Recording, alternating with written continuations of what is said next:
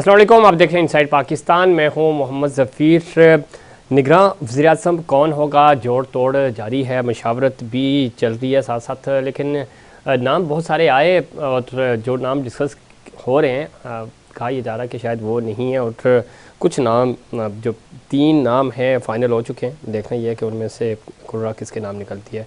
दूसरी तरफ मौजूदा असम्बलियों की मुद्दत ख़त्म होने में सिर्फ 9 दिन बाकी हैं। जो बिल कौमी असम्बली से मंजूर करवाए जा रहे हैं उसमें बड़ी तेज़ी पिछले 3 दिनों में तकरीबन 55 बिल मंजूर हुए हैं, और इसके ऊपर पाकिस्तान पीपल्स पार्टी को, इत्तेहादी जमातों को तहफ़्फ़ुज़ात भी हैं। दूसरी तरफ आज प्राइम मिनिस्टर कह रहे थे जी ताने मिलते हैं, इस्टेब्लिशमेंट का आदमी हूँ लेकिन मुझे कोई फ़र्क नहीं पड़ता, अगर आर्म फोर्सेस की क़यादत से मिला भी हूँ तो मकसद पाकिस्तान बचाना था। और अब ज़ाहिर है इनके सिर्फ 9 दिन बाकी हैं, उसके बाद निगरान सेटअप आएगा। निगरान सेटअप के ऊपर तहफ़्फ़ुज़ात हैं कि बहुत सारी बातें भी हो रही हैं कि शायद लंबे वक्त के लिए आएगा, और हालात भी ऐसे ही लगते हैं क्योंकि प्राइम मिनिस्टर ने जो नई मरदमशुमारी के हवाले से कहा कि इलेक्शंस वक्त पर भी होंगे और नई मरदमशुमारी के मुताबिक होंगे। तो अगर नई मरदमशुमारी होगी उसमें जो आइनी तरमीम है और ये पूरा जो प्रोसीजर है तो उसमें वक्त लगेगा, तो कैसे मुमकिन होगा। इस बयान के बाद ये तासुर मिल रहा है कि शायद इलेक्शन जो है वो वक्त पर नहीं हो सकेंगे, जो कि पाकिस्तान पीपल्स पार्टी पहले दिन से मुतालबा कर रही है कि आइनी मुद्दत के अंदर अंदर ही इलेक्शंस होने चाहिए। बिलावल भुट्टो की मुलाकात भी हुई है प्राइम मिनिस्टर से, सियासी और खारजी अमूर के ऊपर बातचीत भी हुई। PDM की जो जमातें हैं उनके तहफ़्फ़ुज़ात भी हैं, और पाकिस्तान पीपल्स पार्टी ज़ाहिर हुकूमत की इत्तेहादी उनके भी तहफ़्फ़ुज़ात हैं। ये कैसे दूर होंगे। सिंध की जब हम बात करें तो यहाँ मजहबी जमातें काफ़ी मुतहर्रिक हुई हैं, और वो GDA के साथ मिलकर सिंध में पाकिस्तान पीपल्स पार्टी का रास्ता रोकने की कोशिश कर रहे हैं। माजी में भी यहाँ बड़े बड़े इत्तेहाद बने, लेकिन 15 साल से हम देख रहे हैं कि कामयाबी नहीं मिल सकी। मौलाना फजल रहमान साहब कह रहे हैं हुकूमत और रियासत की भी कुछ ज़िम्मेदारियाँ होती हैं जिन्हें पूरा किया जाए, और वो अपने कारकुनान से बातचीत करते हुए कह रहे थे कि हम इलेक्शंस में जाएंगे किसी भी तरह। जो पिछले दिनों दहशतगर्दी का वाक़या हुआ था उस तरह के वाक़यात जो हैं वो उनके अज़ाइम या उनका जो हौसले हैं वो पस्त नहीं होंगे, आगे बढ़ेंगे और इलेक्शंस में भी भरपूर तरीके से हिस्सा लेंगे। इस्तेकाम में पाकिस्तान पार्टी भी थोड़ा सा कोशिश कर रही है, मज़ीद लोग इस पार्टी में आएंगे तो क्या वो कोई अपना इनपुट दे पाएंगे, क्योंकि अब तक तो हमें कोई ख़ास तब्दीली नज़र नहीं आ रही। और ये जो इस वक्त जितनी भी कानून साजी हो रही है इसके ऊपर भी तहफ़्फ़ुज़ात हैं। इस पर मज़ीद बात करेंगे। हमें ज्वाइन किया है जनाब हसन मुर्तज़ा साहब ने, सीनियर सियासतदान है, सीनियर रहनुमा है पाकिस्तान पीपल्स पार्टी के।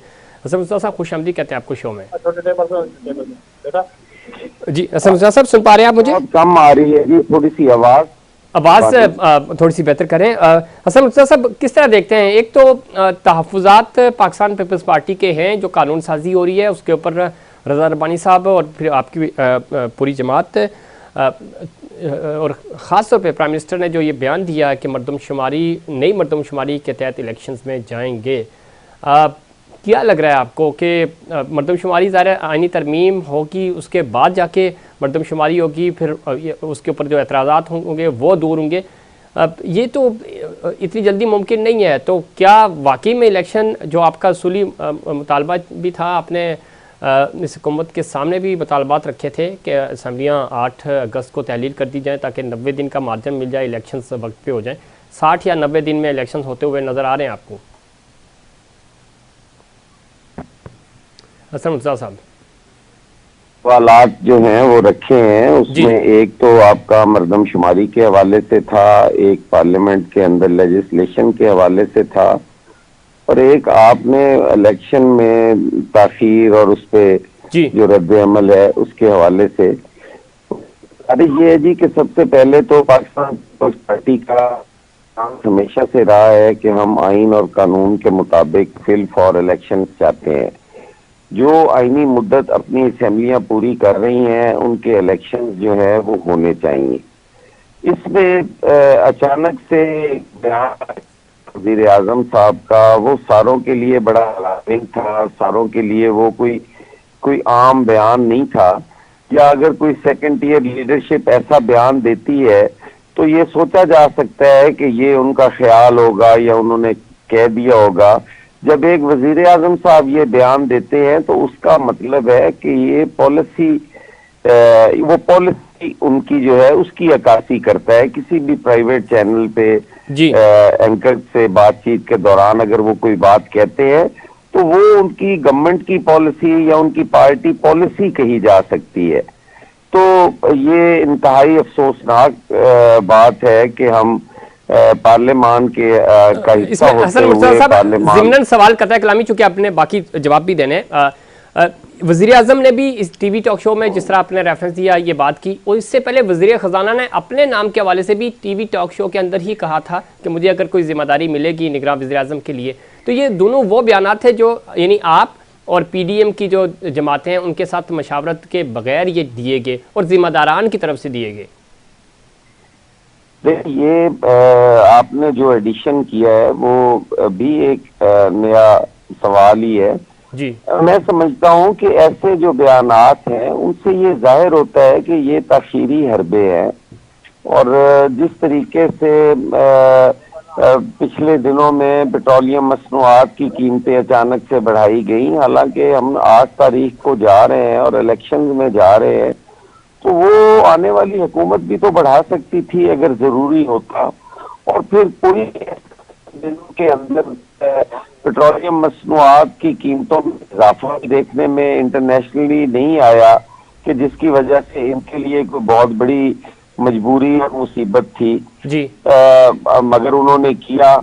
फिर जो बयान आया वजीर खजाना का कि और उन्होंने खुद को प्रपोज किया, उन्होंने खुद को जी अपने आप को प्रपोज किया कि क्या अर्ज है, मैं भी हो सकता हूं।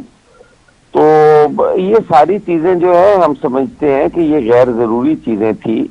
अगर ये कुछ ही चाहते थे तो पहले अपने इत्तेहादियों के साथ बैठते, इत्तेहादियों के साथ इन चीजों को तय करते और फिर वो उस पर बयान देते। तो इसलिए हम तो ये समझते हैं कि वो इसमें ताखीर चाहते हैं। पाकिस्तान पीपल्स पार्टी बारहा मुतालबा कर चुकी है कि हम फिल फॉर इलेक्शन चाहते हैं, और जिस CCI का वो कहते हैं कि हम वहां पे लेके आएंगे और वहां पे अक्सरियत राय से जो फैसला होगा तो उस पर भी तहफ़्फ़ुज़ात है कि CCI जब 2 सूबों में हुकूमत ही नहीं है जी तो CCI की आईनी और कानूनी क्या हैसियत रह जाती है। आया कि वो इस हद तक उनके पास मैंडेट है आइन के, अगर रूह से देखा जाए तो उनके पास ये मैंडेट है कि वो मर्दमशुमारियां भी करवाएं, वो हल्का बंदियां भी करवाएं, वो इलेक्शन रिफॉर्म्स भी कराएं। ठीक क्या ये उनका मैंडेट है? ये एक चीज आ जाती है। और बाकी जैसे अभी आपका सवाल था इस हवाले से, इसमें कानून साजी पे मैं चाह रहा था कि इतनी जल्दी हाँ हो रही जी, है उसके ऊपर जी जी जी लेजिस्लेशन देखिए, हम लेजिस्लेशन के खिलाफ नहीं है। आप 50 बिल कह रहे हैं, 80 बिल कह रहे हैं, 100 हम कहते हैं 200 बिल भी अगर ले आए तरीकाकार तो उनका एक तरीकाकार है। वो स्टैंडिंग कमेटीज को जाते हैं, स्टैंडिंग कमेटीज के अंदर तमाम पॉलिटिकल पार्टीज की नुमाइंदगी होती है, वहां बैठ के उनको उनकी सिक्रूटनी होती है, वहां उसकी जो नोक पलक संवारने की बात होती है वो होती है, कोई कमी बेशी होती है वो दूर की जाती है। देन वो हाउस के अंदर आती है और हाउस उस पर डिबेट करता है, फिर उनको पास किया जाता है। यहाँ पे बिल्कुल सारी चीजों को बिल्डोज कर दिया गया। और खसूसन जिस बिल के ऊपर रजा रब्बानी साहब ने एहतजाज किया, जी मैं समझता हूं कि वो महज एक बिल नहीं था, वो एक कोई मामूली बात नहीं थी। उसमें कहीं पे ह्यूमन राइट्स की वायलेशन की बात भी सामने आ रही थी, कहीं पर इख्तियारात का को बेहद बढ़ा देना भी उसमें था। हमें इस बात जी रफत की और उसके लिए कवानीन बन रहे हो और पाकिस्तान पीपल्स पार्टी रखना कर रही हो, हम कतन नहीं चाहते। लॉ एंड ऑर्डर हम सबके लिए जरूरी है, पाकिस्तान की सलामती के लिए जरूरी है, मगर इन चीजों को अगर असेंबली के अंदर डिबेट के लिए टेबल कर दिया जाता और इस पे आम बहस करवा ली जाती, हर आदमी का जो पॉइंट ऑफ व्यू था वो सामने आ जाता, तो शायद वो बेहतर ना होता। इतनी उजलत में, इतनी जल्दबाजी में क्या जरूरत थी कि वो बिल पास कर दिया गया। उसमें कई चीजें हैं जो हम समझते हैं कि वो अच्छी और बेहतर है बिल्कुल ठीक आज के हालात के मुताबिक। जी, साहब बिल्कुल ठीक कह रहे हैं। जो उसमें ऐसी भी हैं जिसपे हमें भी तहफ़्फ़ुज़ात है, तो हमें उसके तरीकाकार पे एतराज जरूर है। और वो भी इसी चीज की निशानदेही करता है कि इत्तेहादियों के साथ मशावरत नहीं की जाती, बिना मशावरत के जो फैसले किए जाएंगे उन पे रिएक्शन तो आएगा।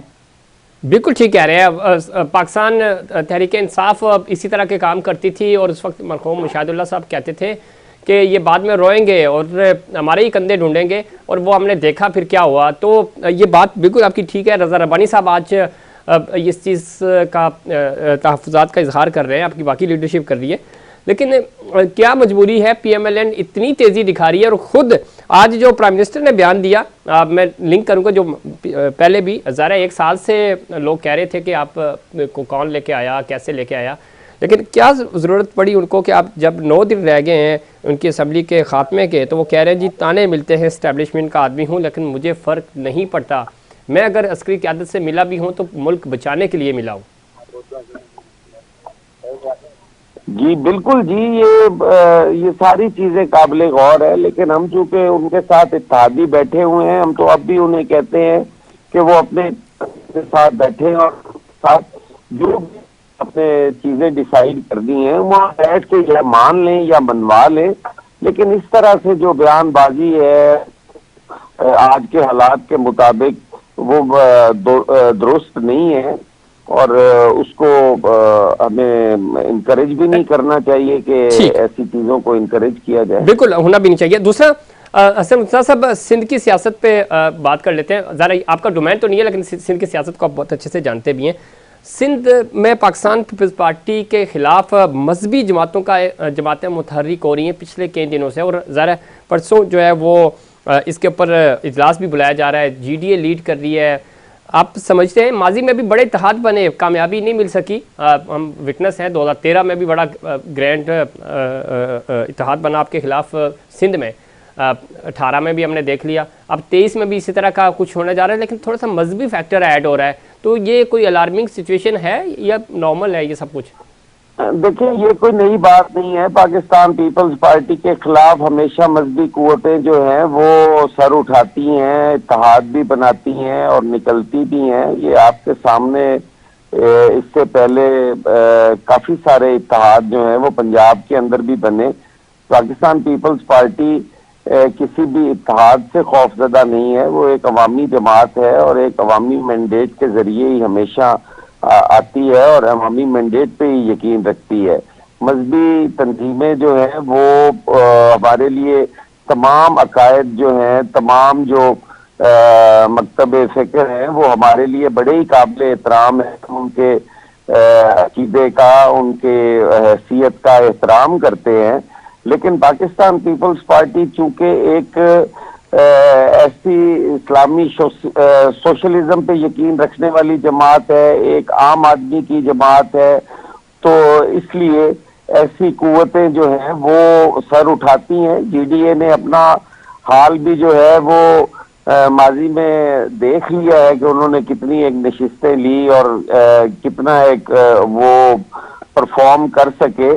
कई उनके कायदीन तो अपने जिलों में भी अपनी अपनी सीट नहीं निकाल सके। तो बल्दियाती इलेक्शन भी सारी अवाम के सामने है, उसमें उस वक्त तो भी ये सारी कुव्वतें इकट्ठी थी, कोई ऐसी परेशानी वाली बात नहीं है। इंशाअल्लाह ताला फतह गरीब की होगी इंशाअल्लाह। जाते जाते समझा साहब बताइएगा, एक तो वैसे भी अब 9 दिन रह गए, आपके जो चेयरमैन हैं पाकिस्तान के वज़ीर ख़ारजा जनाब बिलावल भुट्टो साहब, आज पाकिस्तान और ईरान के दरमियान 5 साल स्ट्रेटेजिक तजारती माहिदा भी हुआ है इस्लामाबाद में। बहुत 2013 तक जब आपकी हुकूमत थी हमने देखा पाक ईरान गैस पाइपलाइन बहुत अच्छा मनसूबा था, बहुत सारे काम थे जो हाईलाइट होने चाहिए थे, बदकिस्मती से 8 से 13 के दरमियान आइनी चाहे सूबों की खुद मुख्तारी की बात हो, बहुत सारे और इवन सी पैक भी, लेकिन उन मीडिया प्रोजेक्शन नहीं मिली उस तरह। अभी 1 साल का ये दौर अपने इख्तिताम की तरफ है। बीइंग फॉरेन मिनिस्टर, आप बिलावल भुट्टो साहब को किस तरह रेट कर रहे हैं इन 1 साल में? सॉरी जी जी। देखिए, जब पाकिस्तान पीपल्स पार्टी और ये इत्तेहादी हुकूमत आए और पोर्टफोलियो बिलावल भुट्टो जरदारी साहब को दिया गया, उस पर पार्टी भी खुश नहीं थी। चेयरमैन साहब खुद भी जो है वो ये कलमदान नहीं लेना चाहते थे, लेकिन उस वक्त की अहम जरूरत थी। हमारी खारजा जो पॉलिसीज थी जिनकी वजह से हम, अफगानिस्तान हमारा दुश्मन था, ईरान जो था हमारा एक अच्छा दोस्त मुल्क था, वो हमसे दूर हो गया था। चाइना आप देख लें जो हमेशा पाकिस्तान के साथ रहा है, वो हमसे दूर हो गया था। यूएई के साथ हमारे ताल्लुकात अच्छे नहीं थे। सऊदी अरेबिया जो हमारा बड़ा दरीना साथी था, वो हमसे दूर हो गया था। तो उस वक्त मुल्क की जो अहम जरूरत थी खारजा पॉलिसी के हवाले से, वो चेयरमैन बिलावल भुट्टो जरदारी या बेनजीर का बेटा ही उसको कर सकता था, जो मशरिक और मगरिब के दरमियान एक ब्रिज का रोल जिन्होंने प्ले किया, जिन्होंने अमेरिका में खड़े होकर अपने असूलों की बात की, अपने मुल्क की नुमाइंदगी की, जिसने इंडिया में खड़े होकर कश्मीर की बात की, जिसने रशिया के साथ ताल्लुकात जो है वो नॉर्मलाइज किए, सऊदी अरेबिया को पाकिस्तान के करीब किया। तो ये सारी चीजें जो थी, ये बिलावल भुट्टो जरदारी की अचीवमेंट्स थी। और मैं समझता हूँ कि एक नौजवान क़यादत जो कल पाकिस्तान का मुस्तकबिल है, आज आप सारी क़यादतों में नजर अगर दौड़ाएं तो कोई 85 साल का हो रहा है, कोई 80 साल का हो रहा है। आने वाले 50 साल की सियासत चेयरमैन बिलावल भुट्टो जरदारी ने करनी है, और उन्होंने जो बुनियाद रखी है इस वजारत खारजा से आलमी दुनिया के साथ ताल्लुकात सवार करके, वो कामयाबी की उनकी पहली सीढ़ी है। और इंशाअल्लाह ताला अल्लाह उनको तरक्की भी देगा और वो इसी तरह पाकिस्तान की क़यादत और नुमाइंदगी करते रहेंगे। बहुत शुक्रिया जनाब हसन मुर्तज़ा साहब। बता रहे थे वज़ीर ख़ारजा बिलावल भुट्टो साहब का जो 1 साल का टेन्योर रहा, जब उनको ये पोर्टफोलियो मिला तो कैसे उन्होंने पाकिस्तान की नुमाइंदगी की पूरी दुनिया में। और इसमें कोई शक नहीं, यंग है, एनर्जेटिक हैं, और ख़ास तौर पे उनके पास ये एक बड़ा अच्छा एक्सपीरियंस भी ऐड हुआ। लेकिन पाकिस्तान को अपनी फॉरेन पॉलिसी बेहतर करनी होगी। और अब 5 अगस्त भी आ रहा है, 5 अगस्त यौम इस्तेहसाल के तौर पर मनाया जाता है। उसके हवाले से भी बिलावल भुट्टो साहब के लिए बड़ा इंपॉर्टेंट होगा कि वो क्या मैसेज देते हैं। उनके नाना ने कहा था कि कश्मीर की आज़ादी के लिए 1000 साल तक लड़ेंगे, तो वो कश्मीरियों की कैसे नुमाइंदगी करेंगे और कैसे ये मुकदमा, ज़ाहिर है उनकी जो वजारत ख़ारजा है, वजारत के भी 9 दिन बाकी हैं, तो कश्मीरियों को जाते जाते क्या तोहफ़ा देंगे, ये भी बड़ा इंपॉर्टेंट है। इसमें मज़ीद बात करेंगे, लेकिन वक्त कमर्शियल ब्रेक के बाद दोबारा हाजिर होते हैं।